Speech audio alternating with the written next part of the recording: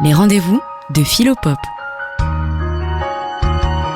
C'est les rendez-vous de Philopop sur Westrack Radio.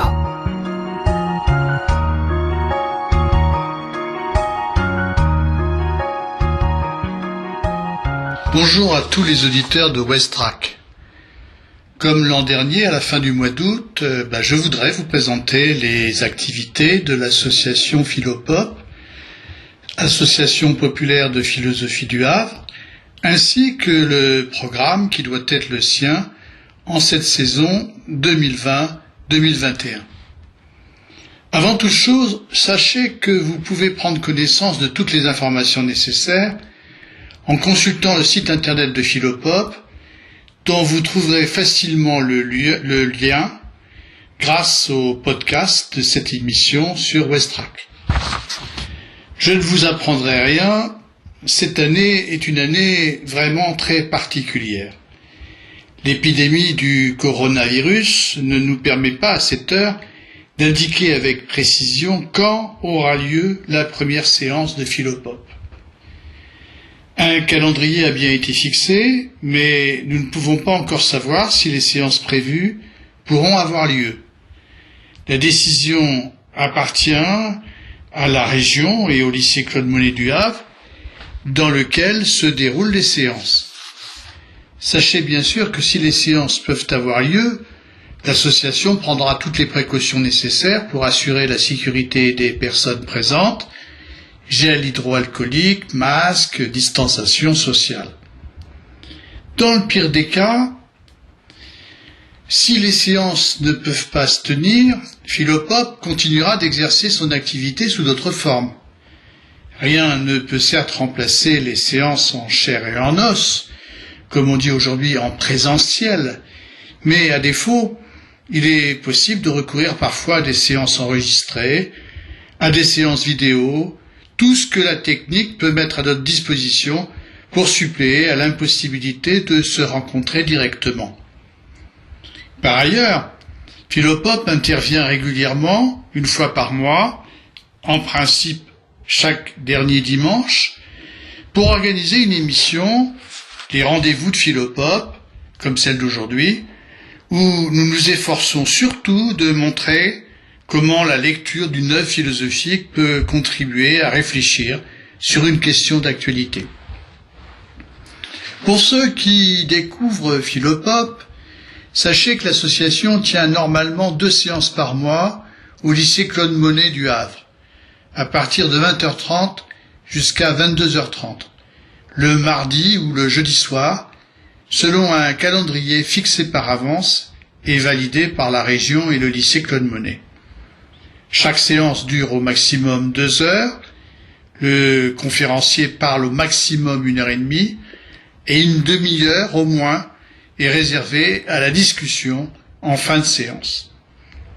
2 jours avant chacune des séances, le plan de la séance est adressé aux adhérents par Internet.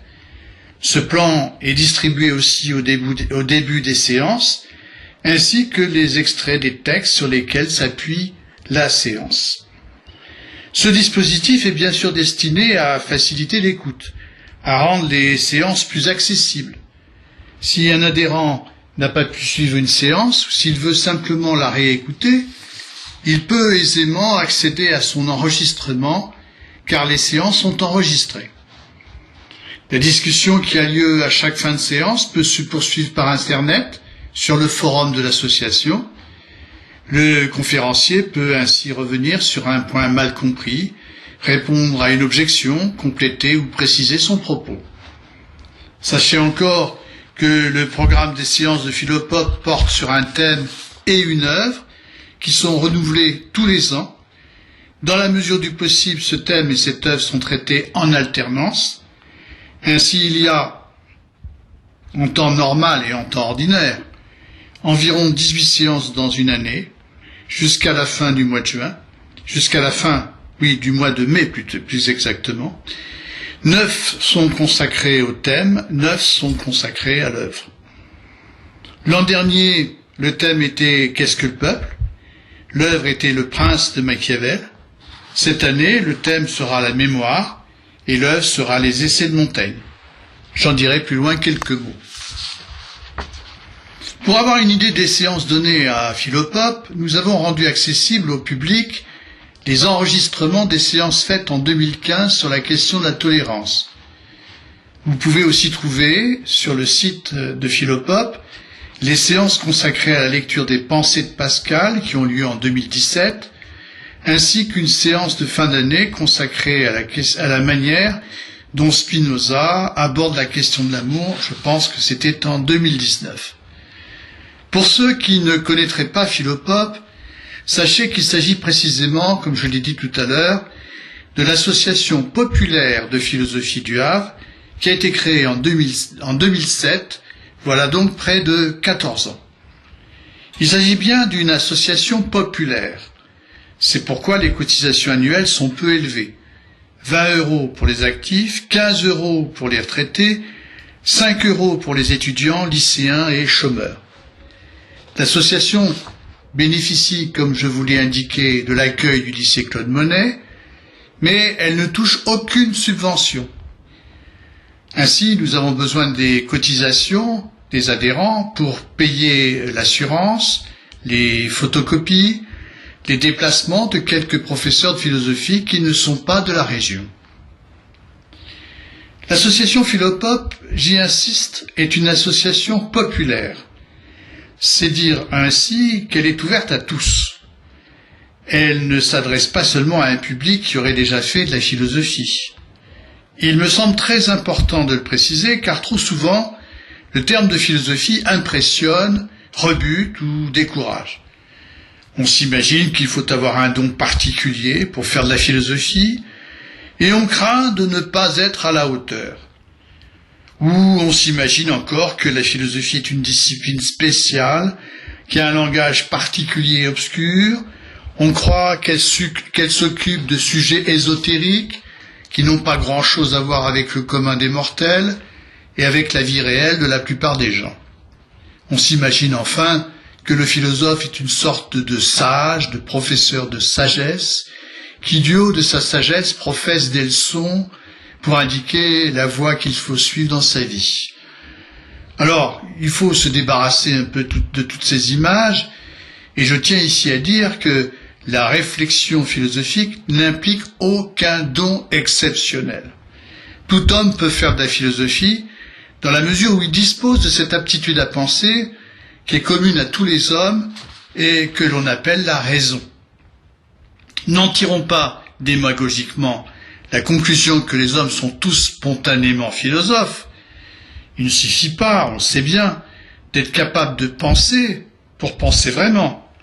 Pour penser vraiment, il faut d'abord accepter d'exercer sa propre pensée, ce qui est loin d'être toujours le cas, car très souvent, par confort ou par paresse, on préfère suivre des opinions toutes faites, qu'on n'a jamais pris la peine d'examiner. Pour penser vraiment, il faut accepter de faire quelques efforts, accepter de s'arracher à des habitudes, ne pas se contenter de certitudes immédiates, ou de s'en remettre à une autre personne, parce qu'elle parle bien et qu'elle sait s'imposer. Pour penser vraiment, il faut se méfier de la tentation de se fier seulement à des maîtres penseurs. Il faut chercher à cheminer vraiment par soi-même, même si c'est difficile et laborieux. Quant aux questions abordées par la philosophie, ce ne sont pas des questions que seuls les philosophes se posent. Ce sont des questions auxquelles les hommes sont tous confrontés au cours de leur existence, en tant qu'hommes et en tant que citoyens. Un exemple. Quel homme n'est pas un jour confronté à se poser la question de la vérité? Ainsi, suffit-il que la majorité des hommes soient d'accord avec moi pour que j'aie raison sur une question? Est-ce qu'on peut, par exemple, déterminer par un sondage la valeur thérapeutique d'un traitement médical face à une pandémie comme celle du coronavirus? Est-ce qu'on peut déterminer par sondage qui du professeur X ou du professeur Y a raison en cas de désaccord sur la vertu curative d'un médicament? Je mentionne cet exemple parce qu'on a vu ces temps derniers certains journaux ouvrir des sondages de ce type. Pour prendre un autre exemple, un théorème mathématique comme celui de Thalès. Ce théorème est-il vrai parce qu'il fait l'unanimité? Les énoncés scientifiques sont-ils vrais par suffrage? Comme on le voit, la réflexion philosophique ne tombe pas du ciel. Elle s'impose, dans la mesure où il paraît, par exemple, nécessaire de réfléchir sur ce qui constitue la vérité des énoncés. Si j'admets que je n'ai pas raison du seul fait que la majorité des hommes disent la même chose que moi, à quoi peut-on alors reconnaître la vérité d'un énoncé? Tel est le problème que nous nous posons. En réfléchissant ainsi, nous sommes déjà dans un questionnement philosophique. Et comme le montre l'exemple que j'ai cité, la réflexion philosophique nous invite à aller au-delà des certitudes immédiates, des réponses toutes faites, à vraiment mener un examen. Nous disons tous aujourd'hui que la Terre tourne autour du Soleil, mais pourquoi cet énoncé est-il vrai, et non pas l'énoncé contraire qui a eu l'adhésion de tout le monde avant Galilée? Pouvons-nous nous contenter de dire qu'il est vrai seulement parce qu'un grand savant, Galilée en l'occurrence, l'a dit avant nous? Est-ce l'autorité d'un savant qui garantit la vérité de ces énoncés? Ces questions, ici j'ai parlé de la question de la vérité, mais j'aurais très bien pu prendre aussi celle de la justice, celle du bonheur, celle de la société. Ces questions ne sont pas la propriété des philosophes. Ce sont des questions que tous les hommes peuvent être amenés à se poser. Mais, reconnaissons-le, seul, il n'est pas facile de les aborder, surtout au début.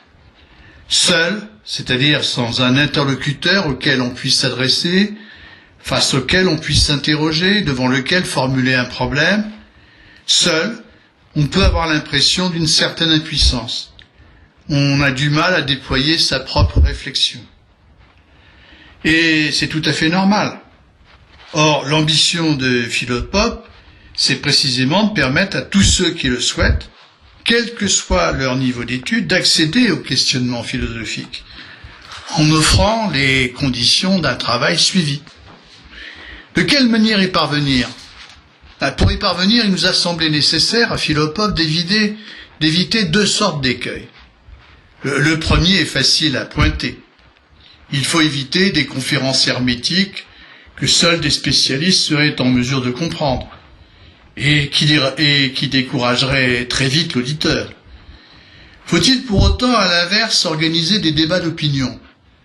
Ce serait, semble-t-il, la solution la plus abordable, la plus satisfaisante. En réalité, cette manière de procéder est un deuxième écueil à éviter. Elle n'est pas vraiment propice à éveiller et à exercer la réflexion. Dans un débat d'opinion, chacun vient avec son opinion toute faite. Et on ne trouve guère le moyen et le temps de s'interroger vraiment sur son bien fondé. Et échanger des opinions comme on échange des balles de tennis, cela ne suffit pas à réfléchir. Trop souvent, dans un débat d'opinion, l'essentiel est de faire valoir son opinion, et par là de se faire valoir, en parvenant à l'imposer comme l'autre, quand l'autre n'est pas d'accord, parce qu'on est tout simplement plus habile que lui à prendre la parole. Ou sinon, quand l'autre est d'accord, on se sent confronté, on se sent plutôt conforté dans son opinion, car on se sent assuré, on est assuré que l'autre la partage. Mais est-ce seulement parce que l'autre est d'accord avec moi que ce que j'affirme est véritablement fondé? Contrairement au débat d'opinion, un véritable travail de réflexion consiste, au contraire, à soumettre ses opinions à l'épreuve d'une interrogation et d'un examen. Alors, nous ferons une petite pause musicale, et une petite pause musicale qui nous vient de la Bretagne profonde, et puis nous reprendrons ce propos après la pause.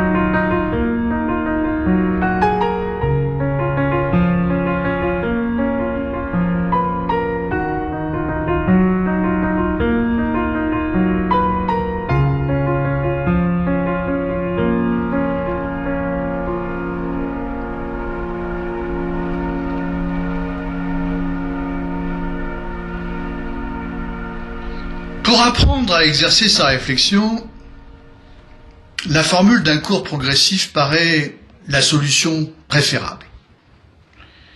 Il faut ici bien sûr s'entendre sur ce qu'on entend par là, qu'il n'y ait pas de malentendu. Un cours de philosophie n'est pas, comme on le croit souvent, un exposé de connaissances. Il ne doit pas consister à exposer ce que des philosophes ont dit, à s'abriter derrière ce qu'ils ont dit, comme s'il s'agissait de soumettre sa pensée à leur autorité, comme si la réflexion philosophique qu'ils ont produite se réduisait à une somme d'opinions savantes. Or, c'est malheureusement parfois ce qu'on voit faire. On voit résumer ce qui est censé être la pensée d'un philosophe. On entend déclarer « voilà ce qu'il nous dit ». On n'entre ainsi aucunement dans la démarche de ce philosophe. Et sa pensée est exposée comme si elle se réduisait à une somme de conclusions. Au contraire, un véritable cours de philosophie n'enseigne pas la pensée d'un philosophe comme une doctrine, comme on le croit trop souvent.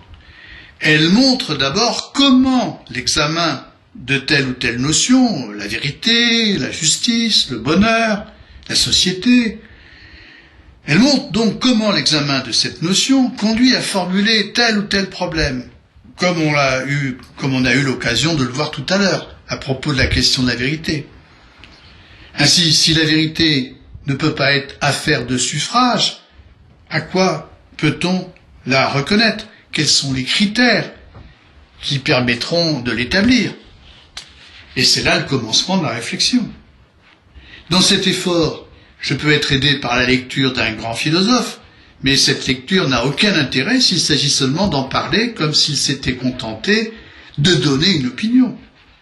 Cette lecture a un intérêt parce qu'elle me donne les moyens d'avancer dans ma réflexion, d'éclairer telle ou telle difficulté, de lever tel ou tel préjugé, de proposer une solution raisonnée aux problèmes que je me pose. Et ce n'est possible que parce que j'entre vraiment dans la démarche de ce philosophe que je lis, que si j'en comprends les arguments, que si j'en mesure la pertinence. Il ne me sert à rien d'entendre parler de Platon, de Nietzsche, de Freud, si je ne m'initie pas à leur lecture, si je n'entre pas dans leurs arguments, si je me contente de résumer que d'autres ont fait pour moi à leur sujet. Ainsi, entrer dans la lecture d'une œuvre philosophique, ce n'est pas simplement enregistrer ce que dit le philosophe, c'est vraiment cheminer avec lui, c'est comprendre le problème qu'il soulève, saisir sa démarche et voir comment il cherche à résoudre ce problème. Alors tous les ans, on consacre des séances à la lecture d'une œuvre, de l'œuvre d'un grand philosophe, à Philopope. Cette lecture n'a d'autre but que d'aider chacun à lire cette œuvre progressivement, à la lire vraiment. Et qui a lu une œuvre philosophique n'est pas écrasé et rendu passif parce qu'il a lu, mais se trouve au contraire renforcé dans sa propre capacité de penser. Quelques mots pour finir sur le programme de la saison 2020-2021. Le thème choisi sera la mémoire. Alors quand j'ai proposé ce thème aux membres du bureau de l'association, ils sont d'abord restés sceptiques. Il leur paraissait que cette question ne faisait pas vraiment l'objet d'une interrogation philosophique. Ils ont été surpris que je leur propose ce thème. Et de fait, il semble admis aujourd'hui que la mémoire relève soit de la médecine, soit de la littérature. Ainsi, on s'interroge beaucoup sur la perte de la mémoire, sur les pathologies de la mémoire, comme la terrible maladie d'Alzheimer. On cherche aussi des techniques permettant de retarder cette perte, d'améliorer ses performances dans l'exercice de la mémoire. Et concernant finalement l'étude de la mémoire, on mise beaucoup aujourd'hui sur les neurosciences. On pense qu'elles vont nous expliquer comment elles fonctionnent. De l'autre côté, la mémoire apparaît également comme un objet littéraire. Elle est l'affaire des poètes, des romanciers, qui évoque parfois avec nostalgie le temps passé. Mais de la philosophie, il ne semble guère pouvoir en être question. Pourtant, la notion de mémoire, comme je vais essayer brièvement de vous l'indiquer, ne va pas de soi. Et l'intérêt de la réflexion philosophique, encore une fois, est de ne pas se laisser porter par les certitudes les plus courantes. Or, le plus souvent, on parle de la mémoire comme si sa définition allait de soi, comme si celle-ci était bien connue, comme si on pouvait se contenter seulement d'expliquer son fonctionnement et ses dysfonctionnements. Si nous examinons en effet la représentation courante de la mémoire, nous voyons qu'on se la représente comme un centre d'archives qui serait localisé dans le cerveau, un centre qui contiendrait toutes les traces des impressions laissées en nous par les événements passés, grâce auxquels nous pouvons, semble-t-il, nous en souvenir. Le cerveau serait ainsi le lieu où les souvenirs sont déposés, que malheureusement, parfois, des lésions cérébrales risqueraient de faire disparaître. La représentation commune de la mémoire repose donc sur l'idée qu'il y a dans le cerveau des traces qui nous permettent de nous remémorer le passé. Nous présupposons ainsi que ce qui nous a frappé, ce qui nous a marqué dans le passé, a laissé une empreinte dans le cerveau, grâce à laquelle nous pouvons nous en souvenir. La notion de trace permet ainsi de faire le lien entre le passé disparu, ce passé nécessairement absent, et le souvenir présent que nous en avons, sa représentation présente. Or, si on réfléchit à cette idée de trace, elle n'a rien d'évident. Et, au fond, elle n'explique pas grand-chose. En effet, par quelle énigme cette trace signifie-t-elle l'événement qui l'a produite? En réalité, une trace n'est jamais qu'une chose matérielle, présente et localisable dans le cerveau. Comment une telle trace peut-elle signifier et exprimer un passé qui est absent? L'énigme reste entière. En outre, comment s'assurer que cette trace permette d'évoquer vraiment le passé que l'on prétend avoir vécu? Ce questionnement s'impose. Il est inévitable. On ne peut pas s'y soustraire si l'on veut vraiment s'enquérir de ce que nous appelons la mémoire. On voit déjà ce questionnement à l'œuvre dans quelques-uns des dialogues du grand philosophe Platon, 5e siècle avant Jésus-Christ, notamment dans ce dialogue qui s'appelle le Théétète. Il faut bien reconnaître que le plus souvent, nous usons et abusons du terme de mémoire sans vraiment nous assurer de sa signification. Par exemple, nous appelons aujourd'hui mémoire la capacité qu'ont les ordinateurs de conserver l'information. Mais si on y réfléchit bien, cette mémoire a-t-elle vraiment quelque chose à voir avec notre mémoire? Est-elle vraiment une mémoire vivante? On voit vite que non seulement notre mémoire ne peut restituer intégralement le passé que nous avons vécu, comme pourrait par exemple le faire un ordinateur, mais qu'il lui est essentiel d'opérer une sélection dans ce passé. La mémoire est inséparable de l'oubli. Ainsi, seuls certains traits d'un événement passé sont conservés, d'autres sont écartés, oubliés.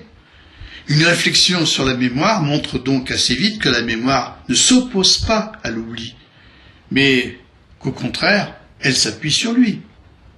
Je n'en dirai pas plus aujourd'hui. Cette réflexion est nécessairement embryonnaire. J'espère simplement vous avoir donné une idée des questions qu'on aura à se poser. L'interrogation sur la mémoire nous conduira à réfléchir encore sur la constitution de notre identité personnelle. Un homme qui a oublié une part très importante de son passé, un homme qui est devenu amnésique, nous le savons tous, perd son identité. Il ne sait plus qui il est. Nous voyons donc que la mémoire joue un rôle essentiel dans la constitution de l'identité personnelle. Et cette interrogation nous ouvre aussi du même coup à une réflexion sur ce que Freud appelle l'inconscient, et plus largement à une réflexion sur les rapports entre la mémoire et l'histoire. Vous voyez donc que le sujet de la mémoire est extrêmement riche. Quelques mots pour terminer sur l'œuvre que nous lirons ensemble cette année, les Essais de Montaigne. Alors je ne me livrerai pas ici dans cette émission à une présentation de l'auteur qui exigerait une émission entière. J'indique seulement que nous lirons Montaigne, qui est né en 1533 et qui est mort en 1592, dans la collection Folio, édition en 3 volumes. Nous ne prétendrons pas lire tous les essais de Montaigne qui sont extrêmement nombreux. Tâche impossible en quelques séances. Pour entrer dans l'œuvre, nous choisirons probablement le principe d'une lecture thématique qui permettra d'aborder en même temps plusieurs de ces essais. Par exemple, nous lirons les essais qui se rapportent à la question de la mort, ceux qui permettent de réfléchir au statut de l'homme, ceux qui concernent la question de la vérité ou encore ceux qui ont un rapport au problème de la diversité des cultures. Et d'autres encore. Chers auditeurs de Westrack, j'espère avoir été assez clair. Cette émission n'a pas d'autre but que de vous présenter les activités de Philopop et son programme pour la saison 2020-2021. Étant donné l'incertitude à laquelle nous contraint la crise sanitaire du coronavirus, je vous invite, si cela vous intéresse, à nous contacter et à consulter régulièrement le site internet de notre association que vous trouverez avec le podcast de l'émission. Je vous dis à très bientôt et bonne rentrée.